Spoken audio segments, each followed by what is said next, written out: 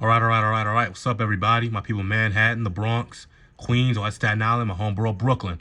Back at another video. I know this video looks different from my other videos I do, but my phone's acting up, all the storage and the data backed up, but I'm gonna clear all that. But for now, videos are gonna be in this kind of format. Anyway, this video is gonna be on the 2021 NFL Hall of Fame. Congratulations to them, all the players who made it. Johnny Lynch, safety for the Buccaneers, helped lead them to that 0-2 Super Bowl. As of right now, their only Super Bowl. We'll wait because today's a glorious Super Bowl Sunday. Can't wait for the game, the halftime show before the weekend, the commercials and, the food. But, hey, congrats to Johnny Lynch. Sapp's in the Hall of Fame. Excuse me, Brooks is in the Hall of Fame. Now Lynch is in. Next is Simeon Rice and Ronde Barber. Drew Pearson, the original 88, before CeeDee Lamb, Dez Bryant, or Michael Irvin. It was Drew Pearson. Caught the famous Hail Mary against the Vikings in the 75 playoffs. Helped the Cowboys win that game. The Super Bowl champ with the Cowboys, and long overdue. He's finally in the NFL Hall of Fame. Congrats to Drew Pearson, Johnny Lynch.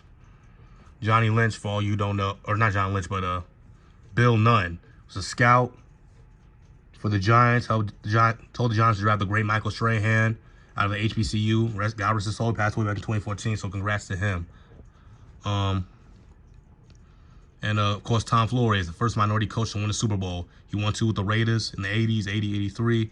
Congrats to him, long overdue. It's him, but let's get to the headline. They're starting with this guy right here, the Sheriff, Peyton Manning. Drafted #1 overall out of Tennessee in 98. 98, he turned the Colts franchise around. A 2-time Super Bowl champ with the Colts and Broncos. Super Bowl MVP with the Colts. 5-time league MVP, the most ever in NFL history. 2-time Offensive Player of the Year. Don't know if y'all can see. 7-time first-team All-Pro, 14-time Pro Bowler. 3 times led the NFL in passing yards. 4 times he led them in touchdowns. All-Decade team, the All-Century team. Number 18 retired by the Colts and the Broncos. 55 touchdowns in 2013, the record. 5,467 passing yards, the record in 2013. I did a video on the 2013 Broncos being, one of the greatest teams to not win the title. They set the NFL record for points, 606. So, but they got their asses whooped by Seattle. Peyton Manning, most kids probably know him as the guy who got carried by the Broncos defenses last year, And he was atrocious. I'm not denying that. He was atrocious, or the Nationwide commercial guy. But, Peyton, for all his group in the 2000s with him, we all know Peyton as an all-time great NFL quarterback in the regular season. So, congrats to the Sheriff. Now, this is the guy I wanted to get to. Calvin Megatron Johnson. Okay? Megatron's kind of like the Barry Sanders of his era in more ways than one. My pop's always telling me, son, highlights don't do him justice. Don't do Barry Sanders justice. You just had to watch him. You kids, man, who look up Megatron, watch his highlights on YouTube, let me tell y'all something. The highlights did not do this man justice. You had to watch him play.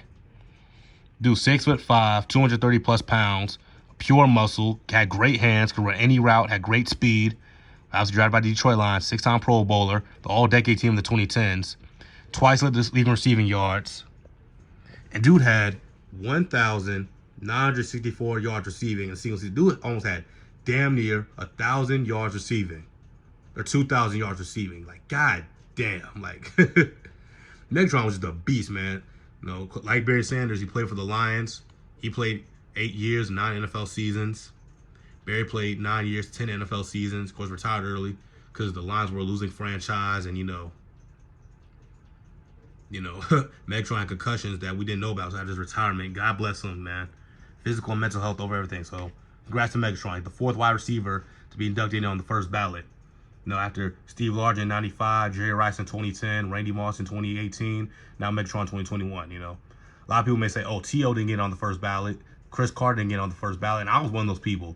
But, you can't deny greatness. Just because they weren't let on the first ballot doesn't mean you should punish Megatron or Larry Fitzgerald or Andre Johnson for it. So, but congrats to Megatron. Now, this guy right here, Woody, Charles Woodson. Charles Woodson, probably one of the greatest defensive backs of his era. I can't put him ahead of Ed Reed or maybe even Troy Polamalu, but I put him up there. Charles Woodson, the defensive player of the year in 2009, led the league in picks twice in 2009, 2011. A 4th overall pick in 98 by the Raiders. 90 draft class was loaded, man. Peyton, Randy Moss, Charles Woodson, and Hines Ward. Just an all-time great class. As he played with the Raiders, he was in that Super Bowl. The Raiders, when they got their asses whooped by the Bucs, he had a pick in that game. But Keenan McCardell, the Bucs receiver, scored a touchdown on him in that game. So That's the thing. But, of course, we all know about the Tuck rule the year before. 06, he signed with the Packers. In 07, he helped lead them to a 13-3 record. Of course, they lost to the, Giants. Brett Favre the pick to Corey Webster. I remember that shit. That was yesterday. Like I said, 2009 was the Defensive Player of the Year. 2010 helped lead the Packers to a Super Bowl title. And, of course, he got hurt in the game, but, he got hurt in that game, but, he was on the sideline with the cast on, and he wasn't in uniform, and he held the Lombardi Trophy. So congrats to Charles Woodson. He returned to the Raiders, named the All-Decade Team in 2000. He's the only defensive player in NFL history to win the Heisman Trophy. He won it in Michigan. He was the national champion in 97 at Michigan. Dude at 65, I don't know if y'all can see, but 65 career interceptions. Okay? That's more than Ed Reed, Troy Polamalu, Brian Dawkins, and even Deion Sanders. 13 defensive touchdowns, tied for the most of all time. The great Rod Woodson, no relation. I miss watching all three of these guys play, but, you can't do it forever, and they're going to be immortalized in football heaven, quote unquote, in Canton, Ohio. So congrats to them. They're all Hall of Famers, and we'll see. We'll see them in June or in July or in August, whenever it is. Get their gold jackets, their busts, and give their speeches. Peyton's speech is probably gonna be hilarious. So looking forward to that. But congrats to these guys, man, and see y'all.